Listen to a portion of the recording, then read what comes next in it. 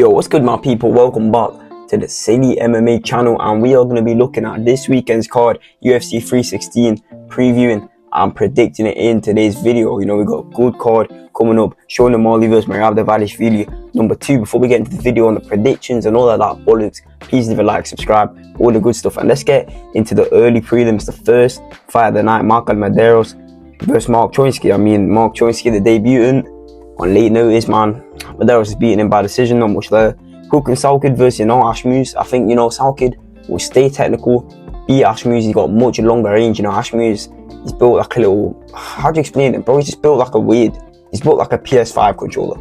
I don't know, that makes sense in my head. He's got tiny arms, he's just there, I think Salkkilld will beat him up. And then we have Joo-Sang versus Saragih. Of course, Saragih has had a few fights in the UFC, but this guy got finished, not lost, finished by Ashmouz.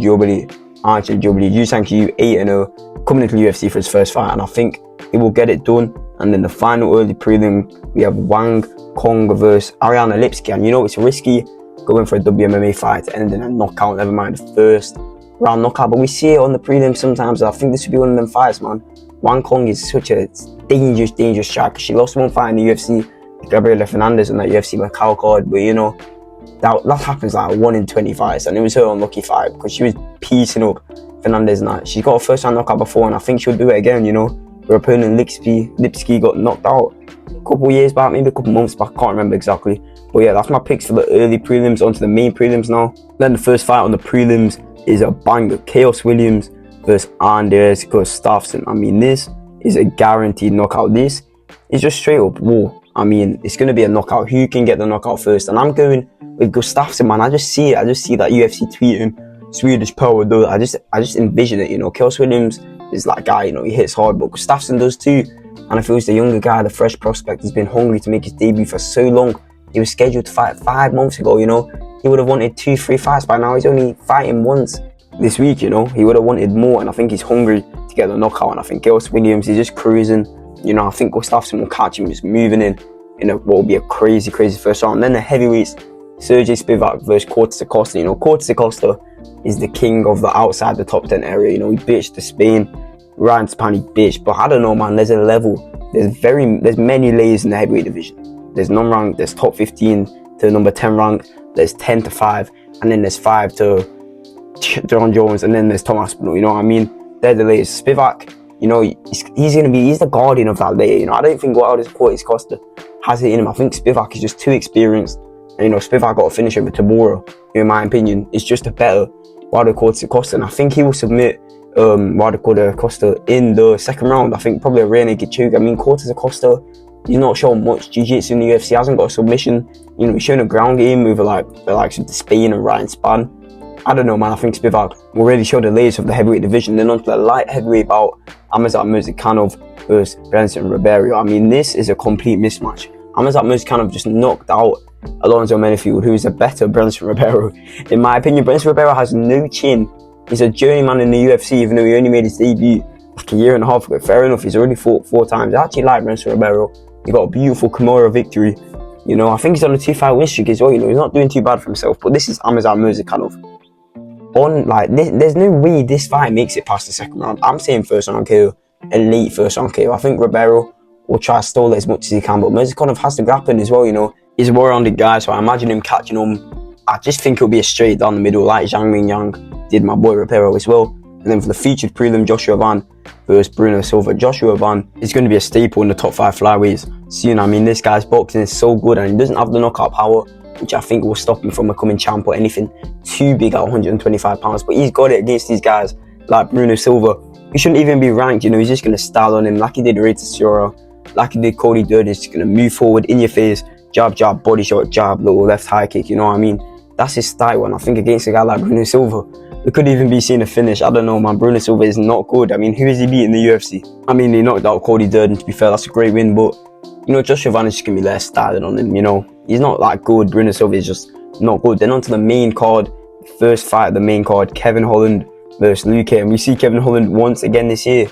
This guy wasn't lying when he said he wants to be active, man. 6 months into the adjust, he's already fighting 3 times. Fair enough, man.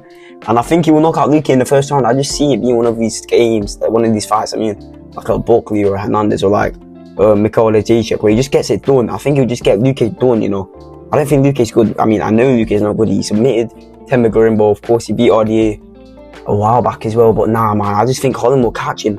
Luque's washed up, bro. This guy's washed up. He's the definition of washed up. And he's still young. The guy's like 32 or 33, I'm pretty sure.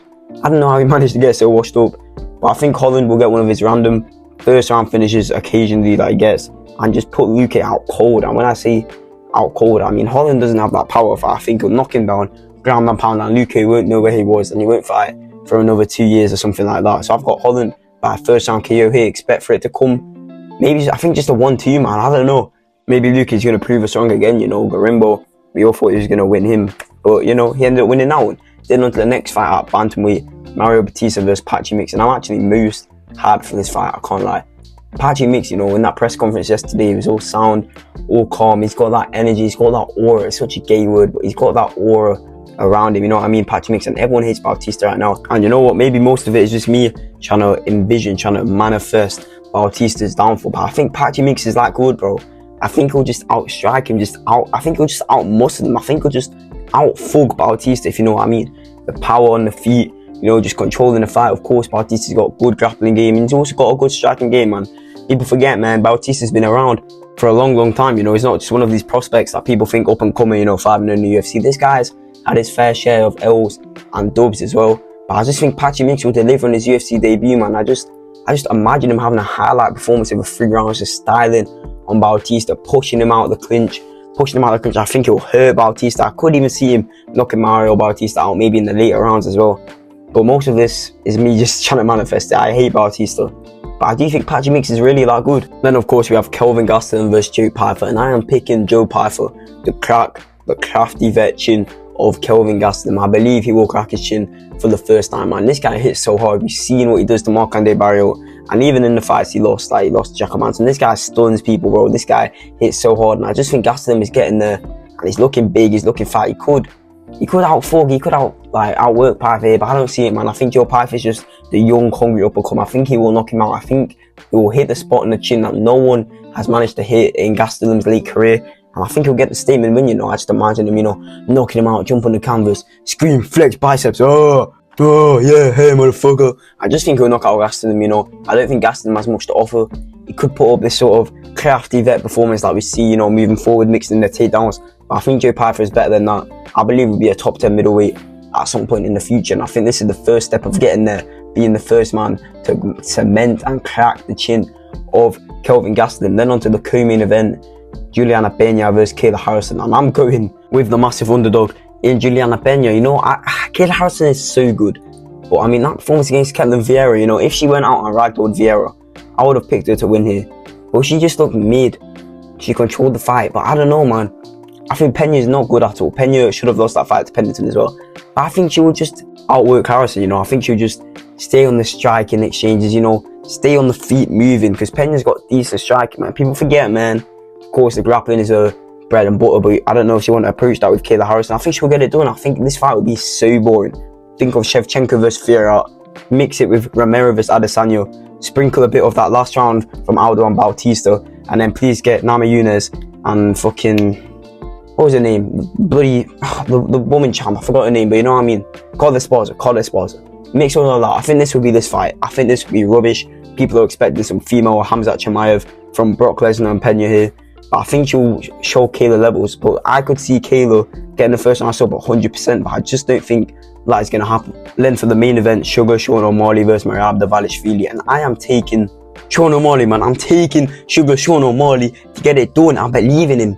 Like, listen, it's not only because of the new aura, the new energy that it's bringing, you know, the no pink hair, just the brown hair, no fapping, no gooning, none of that, just on it, straight on the grind, straight training, no distractions. But I just believe in that first fight, you know, it was a close fight. It wasn't a close fight, but O'Malley was there, you know. He wasn't complete shutout like a Merab versus a Jan, or like a Merab versus a Huda, you know. O'Malley was there, and I just feel like in this fight, Sugar will just expand on that. I think he will present a completely different fight. I think he will hurt Merab a lot. We know Merab won't get knocked out. There is a slight chance.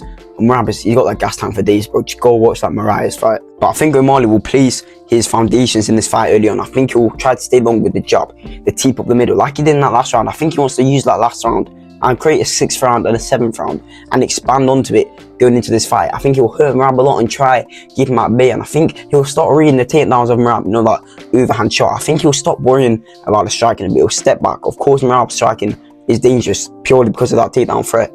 I think O'Malley will just calm down, he'll relax, you know. As he does, he'll step off to the side, counter, he'll lean back, counter, spinning head kick, body kick, you know what I mean? I think he'll mix up the shots, and the shots up the middle, you know, it's easy to say, but we've seen it in the first fight a bit. Them knees, them uppercuts, you know, that teep, take the teep up high, take it low, take it to the legs, and I think O'Malley will just tactically be able to beat Merab. I think this will be an entertaining masterclass.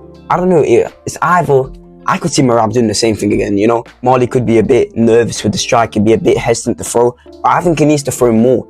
You know, a guy like Merab, you cannot let him work you. You need to try work him, and I think O'Malley must have done a lot of work on the conditioning. You know, the grappling is all good, the defense is all good, but I think in this camp, hopefully that he has focused just on conditioning, throwing, takedown shot, defend, jab, teep, spinning body kick, blah, blah, blah. I think that is what can win in this fight, and I am taking O'Malley by decision. I have not seen this pick anywhere else, to be honest, and I'm kind of nervous. This could age really badly, but I'm backing. It's my gut instinct, and I think there is a clear way for victory, you know. Like, if he just expands on that 5th round, creates a 6th to 10th round, I think he will win this fight. But then my predictions for UFC 316. I hope you enjoyed the video. Let me know your thoughts in the comments below. Hope you enjoyed the fight Saturday night. We've got a big pay-per-view card coming up. Live on ESPN pay-per-view. No, I'm joking. Live on Stream East. Oh, that's shut down now. Oh, goddamn. Total Sport Tech. Let me put you guys on Total Sport Tech. Live on there. And yeah, all of that stuff. Thanks for watching. Shout out. Silly MMA.